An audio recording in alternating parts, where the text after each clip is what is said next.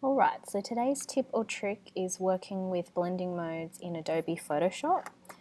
So what I've got in here is I have downloaded a couple of different images and placed them on different layers on top of each other. So these images I've gotten from unsplash.com, which is a royalty-free website. So the images that you download from this site are royalty-free and they can be used without any attribution to the photographer. So if you are doing any digital collage or photo manipulation, make sure that you are downloading imagery that does not infringe on the copyright of anybody else. So what I've downloaded here is I have got a couple of different images that you can see in my layers panel. So how you can see that is you go to Window, Layers. So I've downloaded an image of the mountains. I've also got this really nice texture of this ground, and we've got these natural sort of flecks that we see from stone. I've then got a galaxy image that I've placed on top. I've got another image of mountains, and then I've got an image of a girl on top. So what I want to do is actually play with some blending modes to get what we would call a digital collage or a multi-exposure from all of these different images placed together. So how blending modes work is that they interact with the colours and the images of whatever is below them. So when you put a blending mode on a multiply, then it will multiply into the colours of the layer below it. When you put it on screen, it will then lighten and create that screen-like effect of the image below it. So what I'm going to do here is just experiment with a few different blending modes.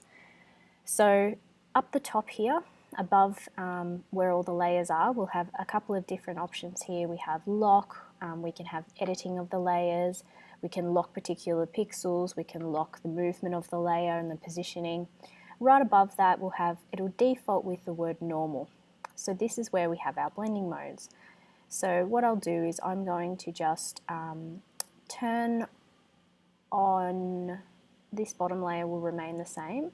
What I'll do is I'll turn off these top layers and just play with this texture layer. So we've got mountains below and then we have texture. So if I now select these blending modes and move my way through it, they should give me a preview of what the blending mode will do to the layer below it as it starts to interact.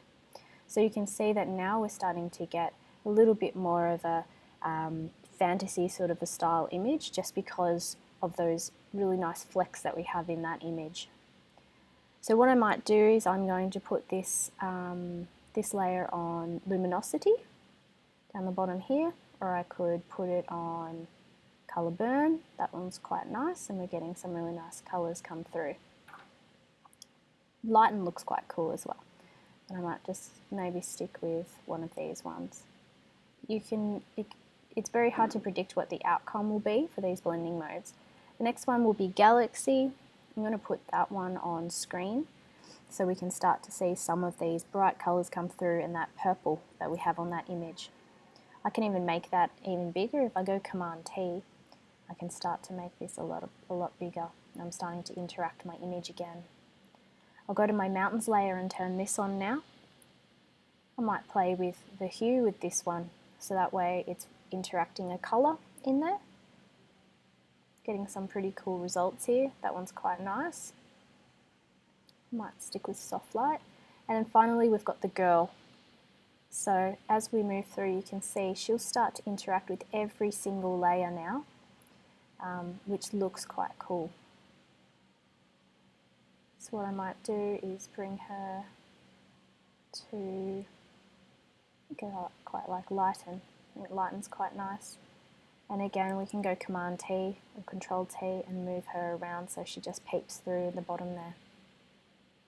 So that's blending modes and how you can use them in Adobe Photoshop to make a really nice little multiple exposure or montage of images without having to edit or destructively remove any pixels from the images that you have. Hope you enjoyed.